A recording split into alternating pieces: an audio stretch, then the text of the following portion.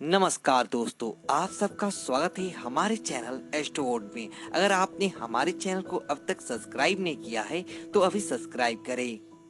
दोस्तों, सबसे पहले आप इस वीडियो को लाइक कर दीजिए, क्योंकि बाद में आप लाइक करना भूल जाते हैं। तो प्लीज इस वीडियो को टक से लाइक कर दें। तो चलिए शुरू करते हैं आज का वीडियो।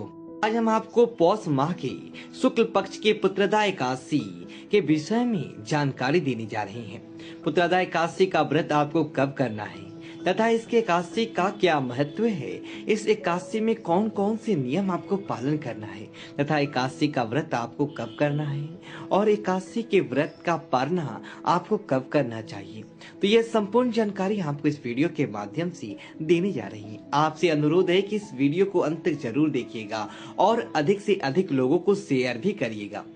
प्रत्येक वर्ष में जो है 24 एकादशी आता है, लेकिन जिस साल अधिक मास आता है उस वर्ष से 26 एकादशी आता है।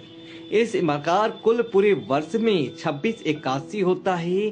प्रत्येक माह में 2 बार एकादशी आता है, कृष्ण पक्ष में तथा शुक्ल पक्ष में। दोनों एकादशी का अपना अपना अलग अलग महत्व धर्म ग्रंथों और पुराणों में बताया है। वैसे तो माना जाता है कि एकादशी का जो व्रत होता है वह सबसे बड़ा व्रत होता है, यानी जितने भी व्रत होते हैं उनमें सबसे बड़ा व्रत यदि कोई होए तो वो एकादशी का व्रत होता है। प्रत्येक मनुष्य को एकादशी का व्रत अनिवार्य रूप से करना चाहिए, क्योंकि एकादशी का व्रत करने से जन्म जन्मांतर के पाप दोष नष्ट हो जाते हैं तथा उसके पुण्यों का उदय होता है। जब पुण्य का उदय होता है तो मनुष्य को सांसारिक सुखों की प्राप्ति होती है और उसे धर्म अर्थ काम और अंत समय में मोक्ष पद की प्राप्ति हो जाती है। इस प्रकार एकादशी का व्रत करने से मनुष्य के जीवन की समस्त मनोकामनाएं पूर्ण हो जाती है। इस बार पुत्रदा एकादशी जो कि पौष माह के शुक्ल पक्ष की एकादशी आ रही है, जो कि 24 जनवरी 2021 रविवार के दिन पुत्रदा एकादशी का व्रत रहेगा। 24 जनवरी 2021 रविवार के दिन ही सभी को पुत्रदा एकादशी का व्रत करना चाहिए। एकादशी तिथि का प्रारंभ 23 जनवरी को रात 8:56 से होगा, जो कि 24 जनवरी की रात को 10:57 तक एकादशी तिथि रहेगा। और इस एकादशी का पारना यानी व्रत खोलने का जो समय रहेगा वो रहेगा 25 जनवरी को सुबह 7 बजे से लेकर के 9:45 तक आपको व्रत का पारना करना चाहिए। जो मनुष्य एकादशी का व्रत करता है या नहीं भी करता है, उसे पुत्रदा एकादशी का व्रत अनिवार्य रूप से करना चाहिए, क्योंकि पुत्रदा एकादशी संतान को देने वाली एकादशी मानी गई है। संतान को उन्नति के लिए, संतान की दीर्घायु के लिए तथा संतान की प्रगति के लिए इस एकादशी का व्रत प्रत्येक मनुष्य को करना चाहिए। जिनके घरों में संतान नहीं है उन्हें तो अनिवार्य रूप से पुत्रदा एकादशी का व्रत करना ही चाहिए। पति पत्नी यदि दोनों इस एकादशी का व्रत करेंगी तो उनको संतान प्राप्ति भी होगी, संतान की उन्नति होगी, संतान को दीर्घायु की प्राप्ति होगी तथा उत्तम संतान उनके घर में हमेशा हमेशा के लिए विराजित रहेगा। यदि कुल मिलाकर संतान के लिए इस व्रत को करना ही चाहिए। इस बार पुत्रदा एकादशी का जो व्रत है वो 24 जनवरी को है, अतः आप यदि एकादशी का व्रत करते हैं तो आपको 10वीं तिथि से ही एकादशी के नियम पालन आरंभ करना चाहिए। 10वीं तिथि यानी कि 23 जनवरी को एक समय आपको भोजन करना है और उस रात्रि में भी आपको ब्रह्मचर्य व्रत का पालन करना है। 10वीं तिथि के दिन लहसुन प्याज मांस मंदिरा और अभक्ष्य भक्षण का अपत्याग करते हुए शुद्ध और शाकाहारी भोजन एक समय करना चाहिए तथा 10वीं के दिन भी चावल नहीं खाना चाहिए और एकादशी के दिन प्रातः जल्दी उठना चाहिए और स्नान आदि नित्य कर्म से निवृत्त होकर के दैनिक पूजन या भगवान का पूजन अर्चन करके सूर्य भगवान को जल अर्पित करके हाथ में जल लेकर आपको संकल्प करना चाहिए। 3 बार विष्णु विष्णु का उच्चारण करना चाहिए और कहें कि आज पौष माह की शुक्ल पक्षी एकादशी तिथि है, जिसे पुत्रदा एकादशी के रूप में माना जाता है और उस एकादशी का व्रत मैं करने जा रहा हूँ, मैं करने जा रही हूँ, मेरा नाम ये है, मेरा पौत्र ये है। इस प्रकार हाथ में जल पुष्प और कुछ पैसे दक्षिणा और तुलसी पत्र रख के भगवान को अर्पित कर दीजिएगा। भगवान के सामने आपको संकल्प समर्पित कर एकादशी व्रत आपका प्रारंभ हो जाएगा। एकादशी के दिन प्रातः काल से जब व्रत प्रारंभ हो जाता है तो उसी समय से आपको अन्न का परित्याग कर देना चाहिए, यानी उस दिन अन्न बिल्कुल भी सेवन नहीं करना चाहिए। एकादशी के दिन घर में चावल नहीं बनाना चाहिए और चावल खाना भी नहीं चाहिए तथा पूजन में भी चावल का उपयोग नहीं किया जाता है। इसके अलावा एकादशी के दिन फल या दूध का सेवन आप कर सकते हैं।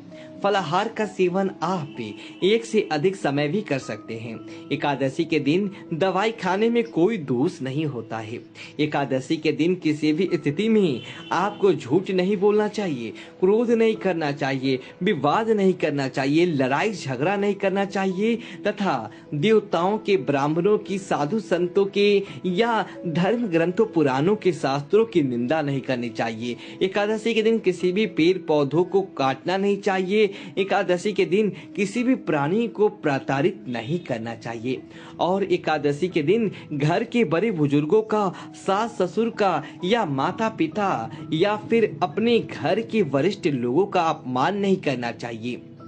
एकादशी के दिन किसी भी स्थिति में गौ माता को पीड़ा नहीं पहुंचाना चाहिए। एकादशी के दिन आप प्राणी मात्र का दिल नहीं दुखाना चाहिए। एकादशी के दिन यदि आपके घर में कोई मांगने वाला या याचक यानी भिखारी या जरूरतमंद आता है तो उसे खाली हाथ नहीं लौटाना चाहिए।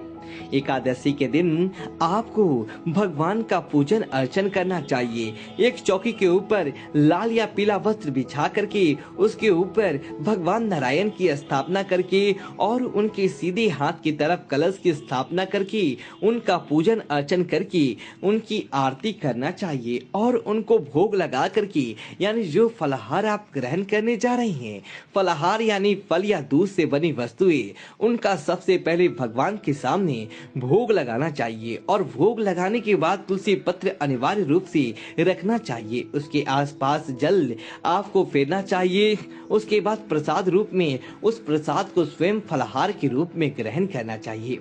और एकादशी का जो व्रत करता है उस मनुष्य को जो है किसी भी तरह से जो है उस दिन बुरे विचार अपने मन में नहीं लाना चाहिए तथा ब्रह्मचर्य व्रत का पालन करना चाहिए और रात्रि जागरण करना चाहिए।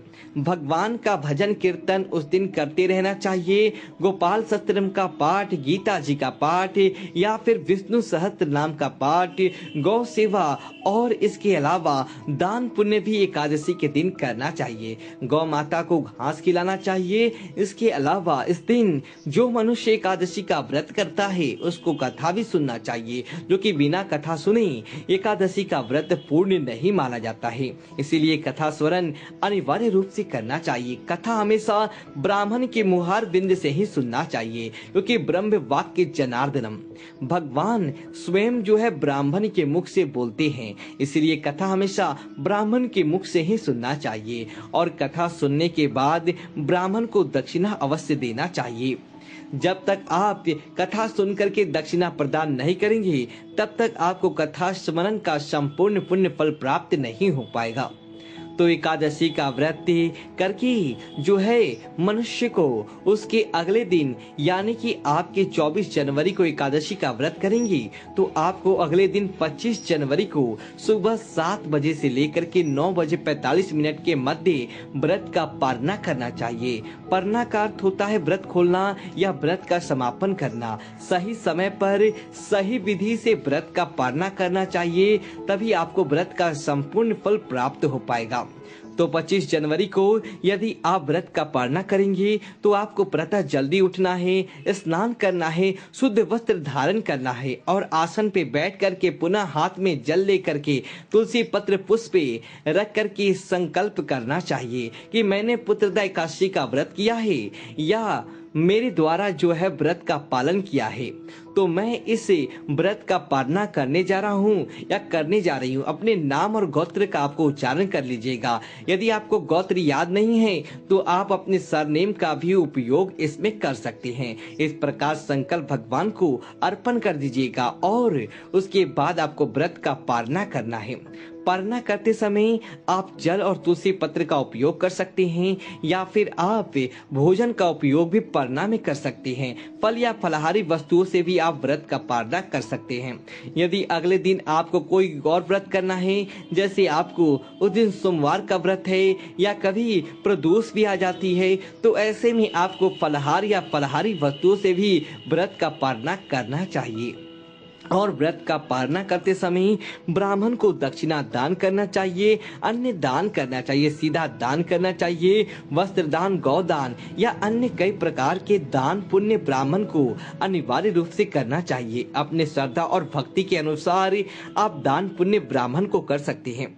तो भक्तजनों, यदि आप पुत्रदा एकादशी के नियमित दक्षिणा दान देना चाहते हैं, वस्त्र दान, गौ दान या अन्य दान या कोई भी दान करना चाहते हैं, या फिर ब्राह्मणों को अपनी ओर से भोजन करवाएं। दोस्तों, यदि आपको यह वीडियो अच्छी लगी हो तो वीडियो को लाइक करें और कमेंट बॉक्स में ओम नमः शिवाय लिखें और हमारे चैनल को सब्सक्राइब करें। धन्यवाद दोस्तों।